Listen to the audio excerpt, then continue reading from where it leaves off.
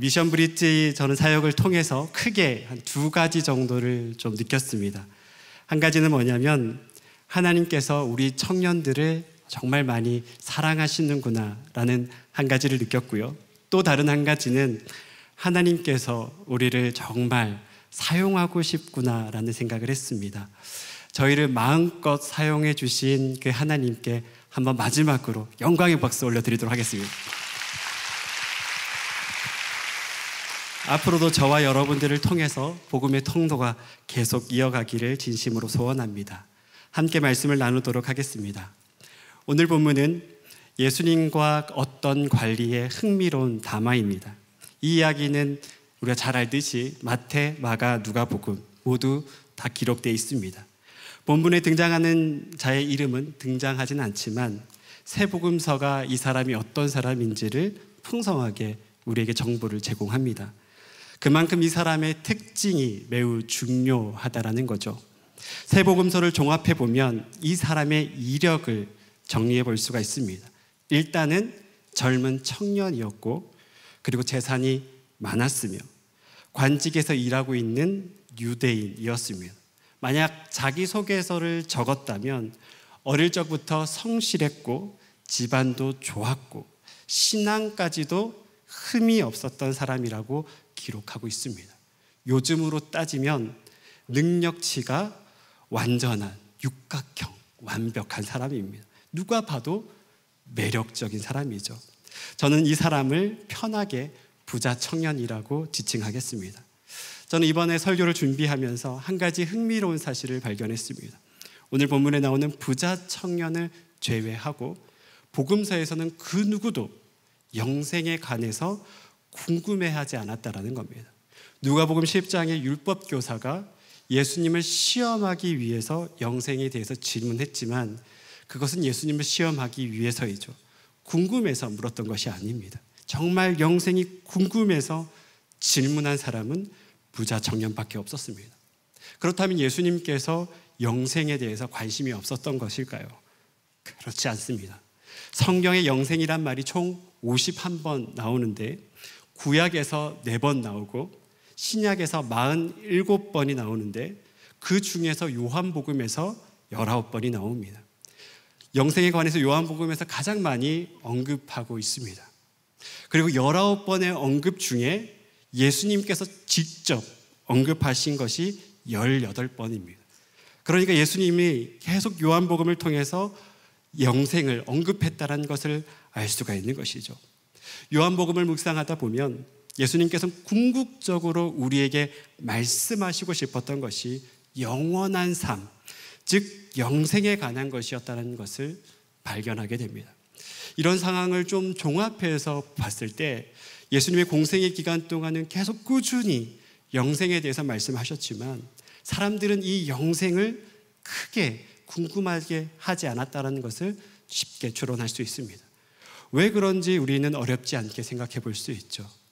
대다수의 사람들은 아주 힘든 현생을 살다 보면 영생에 관해서 궁금해할 여유가 없습니다. 사실 여러분 지금도 그렇지 않습니까? 특히 예수님의 시대를 살았던 그 시대는 가난, 질병, 폭력 등으로 인해서 그들의 삶이 억눌려 있었습니다. 대다수의 사람들은 자신의 문제에 함몰되어 있었습니다. 영원한 삶의 문제가 아니라 오늘 하루의 삶을 견디기가 고단했던 것이죠. 그래서 하루를 버티기가 힘들었습니다. 그래서 예수님께서는 그들을 찾아가십니다. 그들의 현실의 문제를 해결해 주시죠. 그런데 예수님께서는 그들의 배고픔만을 해결해 주시는 것으로 만족하지 않습니다. 그들의 질병을 고치는 것만으로 만족할 수가 없었습니다. 우리의 인생의 참된 본질인 영생의 문제를 가르쳐주길 원했던 겁니다. 먹을 것을 해결해주고 질병을 고쳐주시는 궁극적인 이유는 바로 영생을 가르쳐주시기 위한 것이죠. 요한복음 6장 51절은 이렇게 말씀합니다. 나는 하늘에서 내려온 살아있는 떡이니 사람이 이 떡을 먹으면 영생하리라. 내가 줄 떡은 곧 세상의 생명을 위한 내 살이니라 하시니라. 우리는 당장의 문제만 해결된다고 그렇게 생각할지도 모릅니다. 우리의 인생이 고통스럽다 보면 어떤 문턱을 넘으면 우리의 인생의 문제가 해결될 것이라고 우리는 믿습니다. 그래서 어떻게든 그 문턱을 넘으려고 하죠. 그렇게 그 문턱을 넘으려고 애쓰는 우리를 예수님께서는 불쌍히 여기십니다. 그래서 우리에게 그 문턱을 넘어갈 수 있는 힘을 주시기도 하시고 때로는 강권적으로 그 문제를 해결해 주시기도 합니다. 하지만 예수님의 궁극적인 목적은 삶의 문제를 해결해 주시는 것으로 끝나지 않습니다. 그 이상을 원하시죠. 삶의 문제와 고통을 통해서 영생이 무엇인지를 가르쳐 주시기를 원합니다. 이 땅에서 영원한 생명을 누릴 수 있는 것을 가르쳐 주시기를 원하셨던 것이죠. 그래서 오병이어 사건 이후에도 예수님께서는 진짜 영생은 나와 함께하는 것이라고 말씀합니다. 빵은 먹고 없어지지만 예수님이야말로 진정한 생명의 떡이라고 말씀합니다. 우리는 흔히 죽어서 천국에 간다고 생각합니다. 맞습니다. 우리는 죽어서 천국에 가게 될 겁니다. 우리는 언젠가 모두가 생명을 다하고 다시 천국에서 만날 겁니다. 천국에서 영생을 누리며 그곳에서 지금처럼 함께 예배를 드릴 겁니다. 할렐루야. 여러분들에게 그런 은혜가 있기를 진심으로 축복합니다. 한 번만 더 할게요. 할렐루야. 여러분들에게 그런 은혜가 있기를 진심으로 축복합니다. 그런 의미에서 천국은요, 영원히 예수님과 함께하는 곳이고 지옥은 예수님과 함께할 수 있는 모든 기회가 박탈된 곳인 겁니다. 그래서 지옥은 죄악의 고통이 계속 반복되는 곳이죠. 그 사슬을 끊을 수 있는 방법 자체가 없는 곳이 지옥입니다. 그런 의미에서 지옥은 이 땅에 있는 모든 불행과 고통이 응축되어 있는 곳입니다. 하나님의 은혜가 완전히 차단되어 있는 곳이죠. 그런데 중요한 것은 이 땅에서도 천국은 임할 수가 있습니다. 예수님께서는 자신을 통해서 지금 이곳에서 하나님의 나라가 임할 수 있다고 말합니다. 즉 천국이 임할 수 있다고 말씀하고 있는 것이죠. 우리가 예수님을 만나는 순간 우리는 천국을 경험하게 됩니다. 그래서 우리는 천국에 가도 천국이 매우 익숙할 겁니다. 마치 정겨운 할머니 집을 방문하는 것처럼 낯설지 않을 겁니다. 우리가 드렸던 예배의 그 감동, 선교를 했을 때 그 기쁨, 예수님을 만났을 때 그 감격이 이 모든 것들이 천국에는 응축되어 있을 것이기 때문입니다. 여러분, 이 땅에서 제일 불쌍한 사람은 예수님을 만나지 못한 사람이죠. 그리고 그 다음으로 불쌍한 사람은 죽기 전에 예수님을 만난 사람입니다. 우리가 죽고 나면 이 땅에 있는 모든 것은 다 사라지지만 유일하게 의미가 있는 것은 예수님과 함께 영생을 누리는 그 시간들이었습니다. 그것은 없어지지 않습니다. 솔로몬의 영광은 다 사라져도 예수님과 함께 했던 그 시간은 영원한 겁니다. 그래서 오늘 드리는 이 예배, 이 한 번의 예배, 그리고 우리가 갔던 그 예수 그리스도의 이름으로 갔던 선교, 예수 그리스도의 그 마음으로 섬겼던 그 봉사가 이 땅에서도 기억되고 천국에서도 기억될 것입니다. 사랑하는 청년 여러분, 우리가 아무리 그 현생이 바쁘더라도 예수님을 절대 놓치지 마십시오. 예수님과 영원히 살아가는 그 은혜를 절대 놓치지 마십시오. 그럼 예수님께서도 여러분들의 손을 반드시 붙잡아 주실 겁니다. 그런데 그 영생을 부자 청년이 오늘 본문에서 궁금해합니다. 누가복음 18장 8절에 이렇게 질문하고 있죠. 어떤 관리가 물어 이르되 선한 선생님이요, 내가 무엇을 하여야 영생을 얻으리이까? 사실 정말 너무나 훌륭한 질문입니다. 영생 자체를 궁금해한다는 것이 정말 놀라운 일이죠. 그런데 왜 부자 청년은 영생에 대해서 질문을 했던 것일까요? 유대인들은 율법을 잘 지키면 영생을 상속받는다고 믿었습니다. 그런데 부자 청년은 충분히 율법을 잘 지키는 사람이었습니다. 우리가 본문을 보면 알지만 부자 청년은 어릴 적부터 고집스럽게 이 율법을 지켰습니다. 마태복음에 보면요, 이 부자 청년을 바라보며 예수님께서 내가 온전해지고자 할진대라고 말합니다. 그러니까 이 부자 청년은 완벽에 가까울 정도로 이 율법을 지킨 겁니다. 그럼 상식적으로 영생을 너무나 잘 알고 있고 내세의 영생의 약속을, 그 상속의 약속을 받아야 되는 믿음이 있어야 되는 것이 당연하잖아요. 그게 상식적인 것이죠. 그런데 오늘 본문을 보면 이해가 안 되는 것은 그런 부자 청년이 예수님에게 영생을 얻으려면 무엇을 해야 합니까? 라고 질문하고 있다는 겁니다. 조금 이상해 보이는 이 상황에 실마리를 제공하는 본문은 평행 본문인 마가복음 10장 17절 말씀입니다. 우리 한번 다 같이 읽어보도록 합시다. 시작.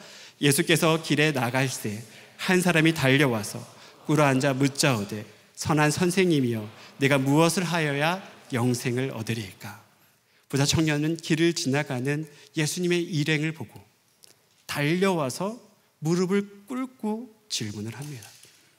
즉 부자 청년은 영생에 대한 간절함이 있었다라는 겁니다. 이거 어떤 가식이 아니었던 거예요. 부자 청년은 어릴 적부터 영생에 대한 그 말씀을 배우고 익히고 살았지만 그에게는 채울 수 없는 목마름이라는 것이 있었다라는 겁니다. 분명히 율법을 최선을 다해서 지켰지만 여전히 뭔가 내 마음속에 텅 비어있는 빈 공간이 이 부자 청년에게 있었던 것이죠. 그리고 부자 청년은 정말 내가 신앙생활을 잘하고 있는 것이 맞는가, 그런 의문이 그 마음속에 있었던 겁니다. 여러분, 우리도 신앙생활을 하다 보면 그런 경우가 있지 않습니까? 우리가 열심히 최선을 다해 살아가고 있는데 뭔가 여전히 채워지지 않는 것들이 있습니다. 분명히 목은 마른데 왜 목마른지 모르는 그 순간들이 있습니다. 그래서 신앙생활을 하다 보면 내 내면이 막 불안에 떠는 것들을 느끼는 거예요. 그때 우리는 이런 질문을 합니다. 정말 내가 신앙생활을 하고 있는 것이, 잘하고 있는 것이 맞나? 내가 잘 살아가고 있는 것이 정말 맞나? 그리고 내가 가고 있는 그 길이 진짜 맞나라는 질문을 하게 되는 것이죠. 저도 청년 시절에 부자 청년과 좀 비슷한 면이 있었습니다. 어쩌면 그래서 오늘 이 본문에 더 감정이 몰입이 되는 것 같습니다. 저도 정말 열심히 신앙생활을 했지만 계속 영적인 목마름이 있는 거예요. 분명히 열심히 사역도 하고 성경도 보고 선교도 가고 여러 가지를 다 하지만 내 삶에 뭔가 불완전하고 더 채워져야 할 것 같은 그 불안감이 있는 겁니다. 제가 20대 초반에 내적 치유에 대한 그 모든 책들을 거의 다 읽었습니다. 일단 내적 치유에 그 당시에 유명했던 정태기 교수님의 그 긴 시리즈를 다 읽었고 내면 세계라는 그 이름을 붙인 책들을 다 찾아서 읽었습니다. 그래도 충분하지 않더라고요. 뭔가 더 하려고 뭐 해도 온전해지고 싶어도 그럴 수 없는 저를 발견했습니다. 오늘 부자 청년도 그랬습니다. 평행 본문인 마태복음을 보면 부자 청년은 어릴 적부터 영생을 알기를 원했습니다. 그래서 율법을 배웠고 또 지켰습니다. 하지만 아이러니하게도 그의 열심과 상관없이 부자 청년은 여전히 부족하다고 느꼈습니다. 온전히 다 채워지지 않는다고 느꼈습니다. 그래서 부자 청년은 예수님께 달려간 것이죠. 그런데 예수님께서는 그런 부자 청년을 사랑하십니다. 그래서 예수님께서는 영생을 완성시킬 마지막 퍼즐이 무엇인지 가르쳐 주시는 것이죠. 마가복음 10장 21절에 이렇게 말씀하는데 우리 다 같이 한번 그 말씀을 읽어보도록 합시다. 시작. 예수께서 그를 보시고 사랑하사 이르시되 내가 아직도 한 가지 부족한 것이 있으니 가서 내게 있는 것을 다 팔아 가난한 자들에게 주라. 그리하면 하늘에서 보화가 내게 있으리라. 그리고 와서 나를 따르라 하시니. 우리 예수님은 정말 온유한 분이시죠.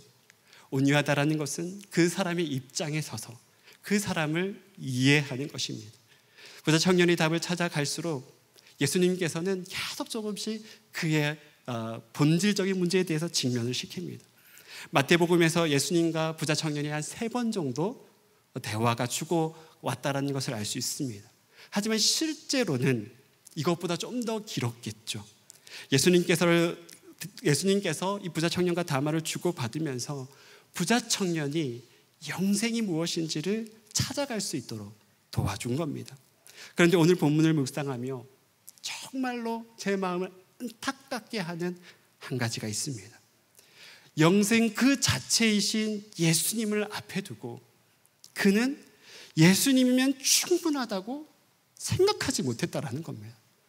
지금까지 그렇게 영생을 찾아왔는데 근데 예수님을 보지 못했다라는 겁니다. 만약 예수님 한 분이면 충분하다라고 고백했다면 부자 청년은 자신의 재산을 다 팔아알고 예수님을 따라갔을 겁니다. 그런데 영생 그 자체이신 예수님을 바라보지 못했던 것이죠. 예수님께서는 요한복음 5장 39절에 이렇게 말씀합니다. 너희가 성경에서 영생을 얻을 줄을 생각하고 성경을 상고하거니와 이 성경이 곧 내게 대하여 증거하는 것이로다. 영생을 얻기 위해서 성경을 묵상했지만 이 성경이 예수님을 증거하고 있는 것이라는 것을 이 부자 청년이 몰랐던 겁니다. 여러분, 우리가 신앙생활을 하다 보면 뭔가 부족함을 느낄 수 있습니다. 다른 무언가가 필요하다고 느낄지도 모릅니다. 제가 20대를 돌아보면 한 가지 착각한 사실이 있었습니다.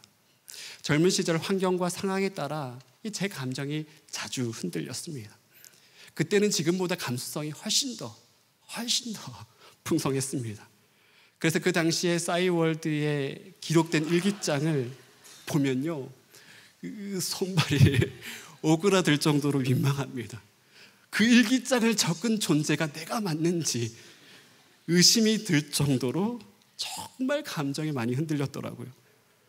그래서 저는 이 감정이 흔들리면 내 신앙 자체가 흔들리는 것이라고 생각했던 것 같습니다. 그렇게 흔들리는 시간이 지나면 이 영생을 소유하고 있는 것을 의심하게 되더라고요.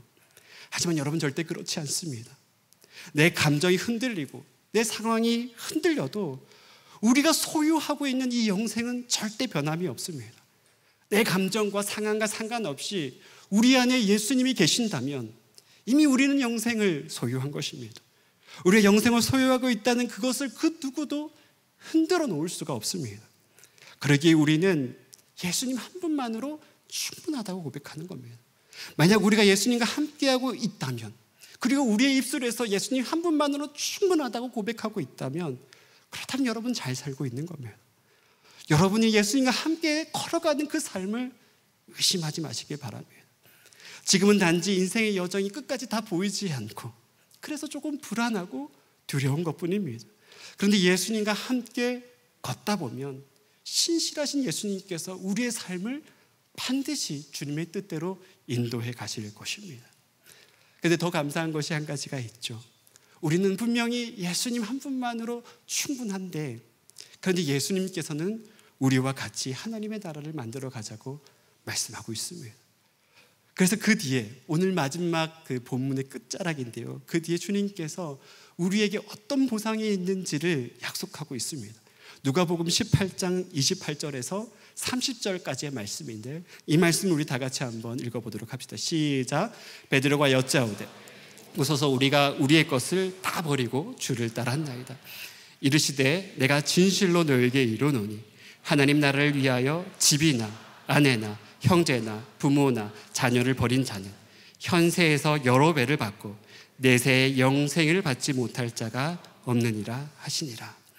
하나님의 나라를 위하여 집이나 아내나 부모나 자녀를 버린 자는 예수님께서 반드시 보상해 주시겠다고 말씀하고 있습니다. 오늘 본문을 읽으면 좀 오해의 소지가 있습니다. 하나님의 나라를 만들어 가기 위해서 가정을 버려야 되는 것일까라고 생각할 수도 있습니다. 물론 오늘 본문은 그런 본문이 아니죠. 예수님은 그런 분이 아니십니다. 당시 초대교회 성도들은 예수님을 믿는 예수 공동체에 들어가기 위해서는 유대 공동체를 떠나야 했습니다. 예수님을 믿는 사람들이 유대 공동체에서 출교를 당한 거죠. 그때 다시 유대 공동체로 들어가는 것은 예수님을 나의 구원자로 인정하지 않는 것과 똑같은 것이었습니다. 그러니까 이 말씀은 유대 공동체에서 쫓겨나도 끝까지 예수님을 믿어야 된다는 것입니다. 그러면 이 땅에서도 나에게 복이 있고, 그리고 내가 속한 가족에게도 하나님께서 복을 주시겠다라고 말씀합니다. 그리고 민족과 가족을 택하면 예수님이 나에게뿐만 아니라 나의 가족, 나의 주변에 있는 사람에게까지 복을 주시겠다라고 말씀하고 있습니다. 당시에는 예수님 한 분이면 충분하다고 말하는 것은 자신의 삶 전체를 걸어야 하는 일이었습니다. 그런데 그 사람을 통해서 예수님께서는 하나님의 나라를 만들어 가자라고 말씀하고 있는 겁니다. 그 당시에 예수님을 믿는 사람은 아주 소수였습니다. 그러기에 그들은 예수님을 따르는 순간 자신의 삶의 모든 지경이 선교지로 다 바뀝니다. 그런데 예수님께서는 우리에게 선교지에서 담대하게 나아가서 자신의 그 복음을 전하면, 그 하나님의 나라를 만들어가면 현세에도, 우리가 살아가는 이 현세에도, 그리고 내세에도 반드시 영생을 주시겠다라고 약속하고 있는 것이죠. 저는 이번 선교를 준비하며 한 가지 강력한 소망이 생겼습니다. 하나님께서 우리 청년부를 복음의 전초기지로 사용했으면 좋겠다라는 그런 간절한 소망이 생겼습니다. 최근에 어떤 목사님의 설교를 듣는데 대학생들의 복음화율이 2%라는 이야기를 들었습니다. 제가 최근까지 알고 있었던 게 5%였거든요. 그러니까 제가 그동안 업데이트가 안 된 거예요. 다시 업데이트를 해서 들으니까 2%가 됐다라는 사실을 듣게 되었습니다. 제가 그 말을 듣는데 낙심이 되는 것이 아니라 오기가 생기더라고요. 5%면 좀 낙심이 되는데 2%니까 이게 오기가 좀 생기더라고요. 자, 여러분 2%면 정말 대학생은 미전도 종족이 된 것입니다. 그럼 복음화율이 3% 이하면 우리는 미전도 종족이라고 분류합니다. 근데 2%면 정말로 대학교가 선교지가 된 것이고 복음의 불모지가 된 겁니다. 우리는 이제 예수님이 살아가는 그 시대처럼 똑같이 선교지에 살게 된 겁니다. 선교지에 산다라는 것은 우리가 소수가 되는 것을 의미하는 것이죠. 이제는 예수님을 믿는 것을 다른 사람들이 이해받지 못한, 우리를 이해할 수 없는 시대에 우리가 살게 된다는 겁니다. 하지만 그런 것은 중요하지 않습니다. 저는 이 시대에도, 예수님 시대에도 그랬던 것처럼 예수님이면 한 분이면 충분하다는 그런 고백을 하는 사람들을 통해서 하나님의 나라를 만들어 갈 것이라고 믿습니다. 저는 푸른교회 청년부가 이 복음의 불모지에서 예수님에게 위로가 되는 그런 공동체가 되었으면 좋겠습니다. 예수님께서 저희부터 다시 이 하나님의 나라를 만들어 갈 수 있는 그런 공동체가 되기를 진심으로 소원합니다. 세상이 우리를 향해 무엇이라 말해도, 세상이 우리를 어떻게 여겨도 우리가 거기에 동화되지 않기를 소원합니다. 그럼 반드시 하나님께서는 우리를 사용하실 겁니다. 오늘의 약속의 말씀처럼 하나님께서 우리를 통해서 하나님의 나라를 만들어 갈 것입니다. 저는 올해 미션 브릿지 선교를 하며 정말 놀라운 간증들을 많이 들었습니다. 오늘 간증한 3명의 청년뿐만 아니라 우리 안에 정말 많은 간증의 이야기들이 있더라고요. 특히 이번 선교에 처음 선교를 가는 청년들도 꽤 있더라고요. 그들이 이번 선교를 통해서 하나님이 하시는 일을 경험했다고 고백하는 고백을 많이 들었습니다. 또 아이들에게 복음을 전하면서 하나님께서 그 영혼을 얼마나 사랑하는지 알게 되었다는 고백도 들었습니다. 그리고 우리 안에 깨어진 관계들이 이번 선교를 통해서 봉합됐다는 얘기도 들었습니다. 그리고 무엇보다 감사한 것은 이번 선교를 통해서 나를 향한 예수님의 마음이 무엇인지를 깨닫게 되었다는 고백도 들었습니다. 너무 감사한 일이죠. 또 놀라운 일이죠. 그런데 하나님께서는 우리 푸른 청년부를 통해서 여기가 끝이 아니라고 저는 생각합니다. 저는 이제 시작이라고 생각합니다. 예수님 한 분이면 충분하다는 사람을 통해서 하나님께서는 반드시 하나님의 새로운 일을 시작해 갈 것입니다. 우리 그 길을 같이 걸어가면 좋을 것 같습니다. 그리고 그 길 속에서 절대 예수님의 손을 놓지 않았으면 좋겠습니다. 또한 푸른교회 청년부를 통해서 만들어갈 하나님의 나라에 함께 동참하고 이 땅의 작은 천국들을 만들어가는 그런 공동체가 되었으면 좋겠습니다. 그 영원한 삶을 저와 여러분이 함께 만들어 가시기를 진심으로 축복합니다. 이번 한 주 내내 영생이라는 주제를 묵상하며 이 찬양이 제 귀에 계속 맴돌았습니다. 영생이 뭘까? 영생이 뭘까? 주님 한 분만으로 충분하다라는 그 고백을 하는 고백이구나. 영원한 사귐이면 주님 저 괜찮아요. 저 오늘 업다운이 좀 심했는데 롤러코스터도 몇 번 탔지만 제 회사에서 쉽지 않았지만 주님 한 분이면 충분하다라고 고백하는 그 고백을 주님 하시기를 원하는구나. 그래서 제가 여러분도 잘 알듯이 찬양을 잘 못하잖아요. 이 찬양 되게 어렵더라고요. 근데 한 주 내내 이 찬양을 하면서 주님 영원한 사귐 속에 제가 주님 거하고 싶습니다. 저부터 영생을 누리고 싶고 그 영생을 전하고 싶습니다라는 그 놀라운 고백을 하게 되더라고요. 우리 선교를 마무리하면서 그 고백을 우리 주님께 올려드리도록 합시다.